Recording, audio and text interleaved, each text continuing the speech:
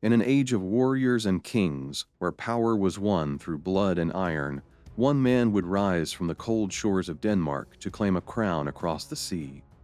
His name was Sweyn Forkbeard, Viking warlord, a conqueror who defied his father and the first of his kind to seize the throne of England. Born around 960 AD, Sweyn was the son of King Harald Bluetooth, the King of Denmark. While his father is credited with the Christianization of Denmark, Sweyn's story is one of rebellion. Sweyn didn't exactly have a smooth relationship with his father. He rebelled against him, possibly due to conflicts over Christianity or control over Denmark. In the late 980s, tension erupted into full-scale rebellion. Sweyn led a revolt against his father, claiming the throne of Denmark for himself. Harald was defeated, and the young prince became king. But for Sweyn, ruling Denmark was not enough. His ambitions stretched far beyond its borders. With Denmark under his control, Sweyn turned his attention to Norway. This brought him into conflict with King Olaf Tryggvason, who had united Norway under Christian rule. Olaf's efforts to spread Christianity and his aggressive expansion made him many enemies. This led to a coalition of enemies: the Danish king Sweyn Forkbeard, the Swedish king Olaf Skotkonung, and the Norwegian nobleman Jarl Erik banded together. They shared a common goal: to dethrone Olaf and seize control of Norway. The three rulers set a trap. They positioned their fleets at Svolder, a strategic spot along the sea routes that King Olaf would take on his way back to Norway after a campaign in the Baltic. Olaf, unaware of the ambush, sailed confidently with a smaller fleet. It was here near the island of Svolder that his enemies lay in wait, prepared to strike with overwhelming force. As Olaf's fleet passed through the narrow straits, the Allied forces attacked. Wave after wave of longships crashed into Olaf's smaller fleet. One by one, his ships were surrounded and boarded by the enemy. But Olaf was no ordinary king. He was a seasoned warrior, and his flagship, the Long Serpent, one of the largest and best-equipped ships of its time.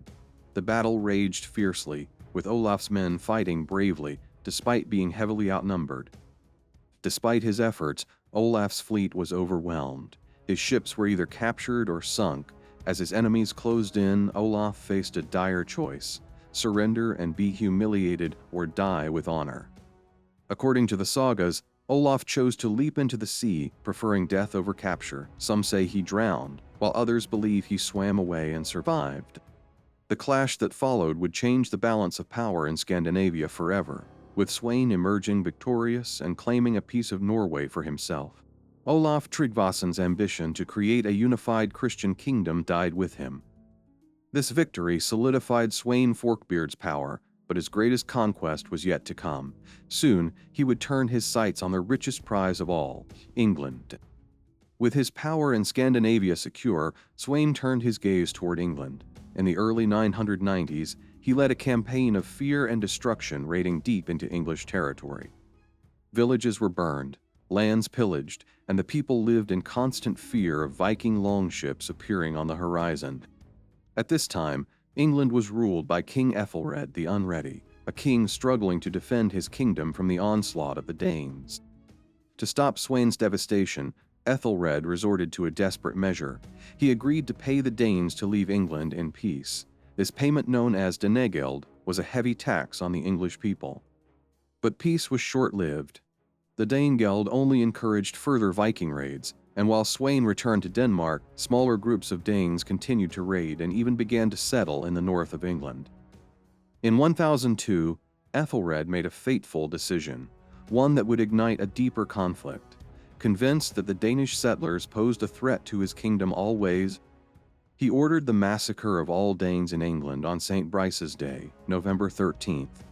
Men, women, and children were slaughtered in towns across the country. Among those killed was Sweyn's own sister, Gunhild. The massacre of the Danes in England and the murder of Sweyn's sister Gunhild fueled a new personal hatred for King Æthelred and the English. This was no longer just about raiding for treasure or power. Sweyn was determined to exact vengeance. In 1003, Sweyn Forkbeard launched a series of brutal raids against England, laying waste to entire regions. His Viking army, relentless and merciless, sacked cities, burned towns, and destroyed everything in their path.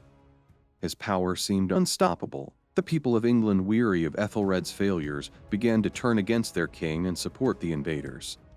One by one, the major cities of England fell. Winchester, Oxford, and London itself opened their gates to Sweyn. By the end of 1013, Sweyn Forkbeard was declared King of England. Æthelred, having lost the support of his people and his army, fled into exile in Normandy. Sweyn became the first Scandinavian ruler to sit on the English throne, fulfilling a vision that no Viking leader before him had achieved. But Sweyn's reign over England would be short-lived. In February 1014, after only a few months as king, Sweyn Forkbeard suddenly died.